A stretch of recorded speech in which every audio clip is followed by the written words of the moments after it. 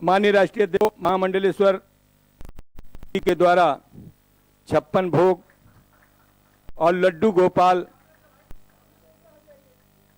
भेंट किया गया।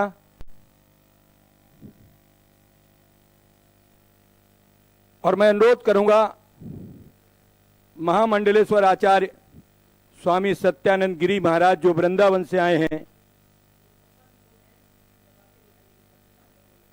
56 भोग बांके बिहारी जी का प्रसाद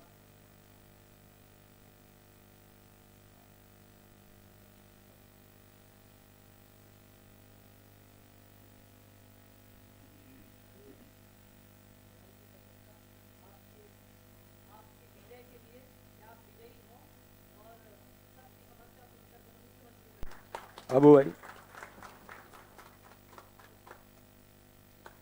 महामंडलेश्वर जी ने अपने आशीर्वचनों से माननीय राष्ट्रीय अध्यक्ष जी को उत्तर प्रदेश की बागडोर संभालने का आशीर्वाद दिया। आप सब आपको नमन करते हैं और अनुरोध करते हैं कि आप अपना उद्बोधन मीडिया के समक्ष प्रस्तुत करें। मुझे थोड़ा हरिओम हरिओम।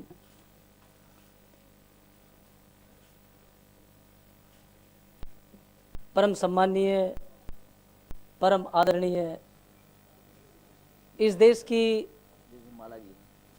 जन जन की समस्या सुनने वाले और लोगों के अति प्रिय और मेरे प्रिय अनुज आदरणीय यशस्वी श्रीमान अखिलेश यादव जी, भावी मुख्यमंत्री।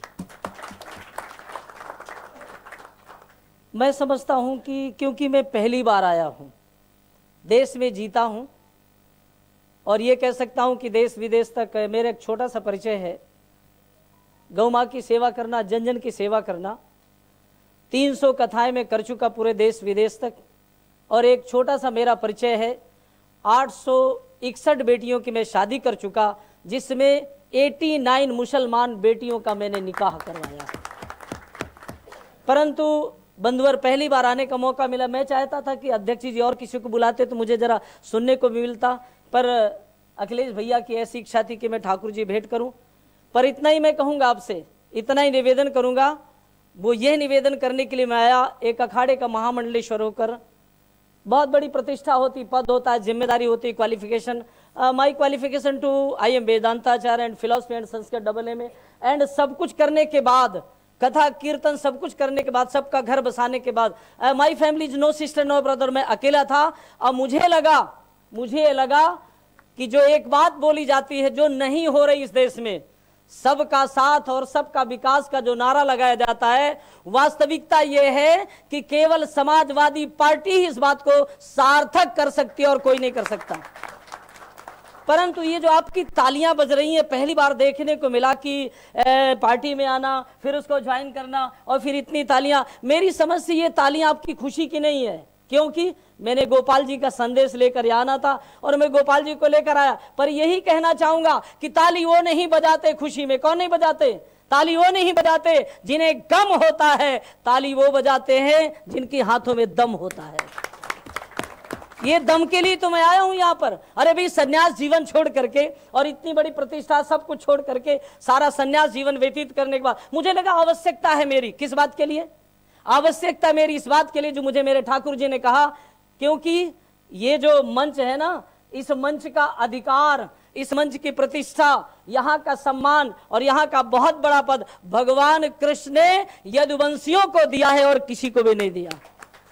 और इसीलिए मुझे आना पड़ा और इसीलिए मैं आया तो ठाकुर जी को लेकर आया। लेकिन मैं संदेश क्या लेकर आया हूं? मैं संदेश कल बिहारी जी से एक ही संदेश मिला, इसलिए मैं उनका रूप लेकर आया हूं। उन्होंने मुझे एक ही बात कही, यमुना मैया ने भी यही कहा और बांके बिहारी जी ने भी कहा कि जाइए अब सन्यास की कथाएं बंद कर दीजिए। अब सबसे बड़ी कथा यही है, संदेश लेकर जाइए कि इस देश में आज का नौजवान भटक रहा है, घूम रहा है, डिग्रियों का ढेर लेकर घूम रहा है, उसको कोई नहीं पूछ रहा है। इस देश की समस्या खड़ी हो गई, जो बोला गया वो किया नहीं गया। क्या नहीं किया गया? जो सत्ता में बैठे हुए हैं वो क्या कर रहे हैं? मैं इतना ही कहना चाहूंगा, ना काबिलों की बात क्या, क्योंकि लिखता रहता हूं, ना काबिलों की बात क्या, काबिल बदल रहे हैं। अरे समंदर का क्या भरोसा, साहिल बदल रहे हैं। यूं हंसकर बोले सत्यात्मानंद, क्या बोले? यूं हंसकर बोले अखिलेश जी, अरे तुम तो विनाश की तरफ चला रहे हो, हम देश को विकास की तरफ ले जा रहे हैं।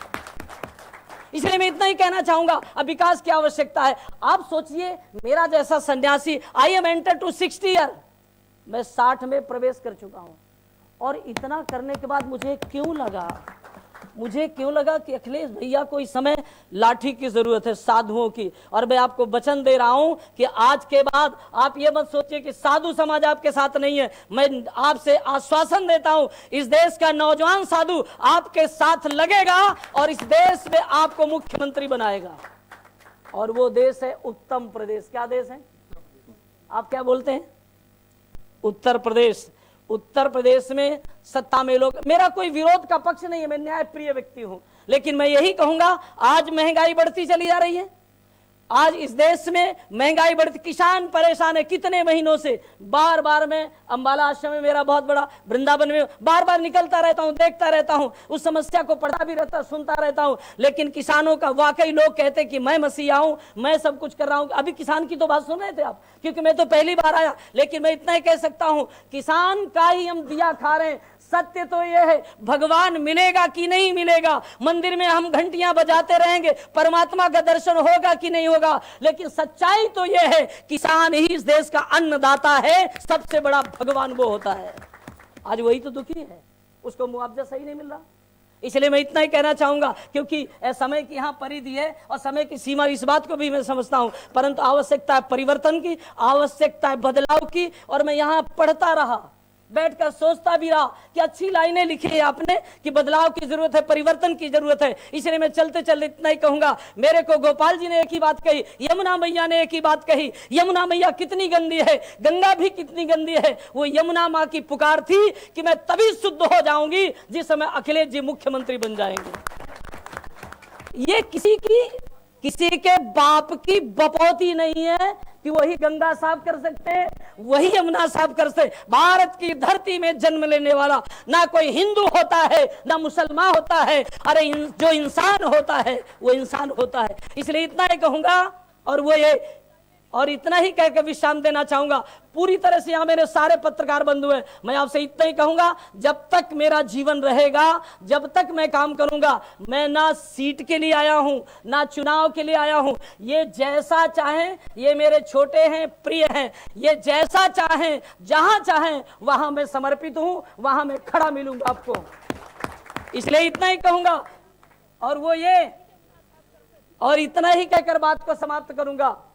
और वो ये कि बदलने वाले तो वो भी क्या करते हैं, बदलने का काम करते हैं, लेकिन आज बदलने की तो चर्चा यहां पर हो रही, बदलने का तो है, लेकिन बदलना किसको है?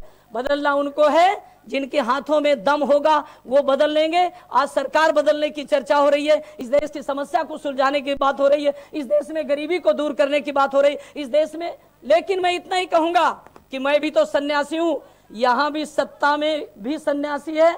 अब तो सीधी सी बात यह है कि अखिलेश भैया चिंता मत करो, सन्यासियों की लड़ाई होगी। क्या घबराते हो, क्या चिंता करने की बात करते हो? इसलिए चिंता करने की जरूरत नहीं है, परंतु इतना ही कहूंगा, आइए संगच्छध्वम सम्मिलितम। मैं तो देखो साधु होकर, लोग कहते मुसलमान अलग करो, अरे भाई याद करिए, अब्दुल रहमान खान, इतना बड़ा नाम है उसका, जिसने वृंदावन में 2 दिन रहकर भटकता रहा, घूमता रहा। ये कहानी नहीं, ये घटना है। लेकिन लोग कहते कि मुसलमान ठाकुर को नहीं मानता, मंदिर को नहीं मानता है, लेकिन उस रहमान रस खान ने 3 दिन बाद बांके बिहारी जी को रात में 12 बजे बाहर निकाल लिया था और गले से लगाकर टोपी और कुर्ता पहना दिया था। किसने? अब्दुल रहमान खान, इतना नाम है इसका। इसलिए मेरे भाइयों, मेरी बात को बहुत थोड़ा गंभीरता से लीजिएगा, मैं वाकई समर्पित होकर आया हूं। इसलिए समर्पित का मतलब यह है कि रंग वाले रंग से तस्वीर बदल देते हैं। आखिरी लाइन आपसे निवेदन कर रहा हूं मेरे भाइयों, रंग वाले रंग से तस्वीर बदल देते हैं, निकला हुआ तीर कमा से बदल देते हैं। ऐ नादा तू अपने आप को न बदल सका, अरे बदलने वाले तो सरकार बदल देते हैं। इसलिए बहुत बहुत धन्यवाद। कोई बात मेरी बुरी लगी हो उसकी चिंता आप ना करिएगा, उसे मुझे वापस कर दिएगा। जय भारत, जय भारत। धन्यवाद आदरणीय स्वामी जी।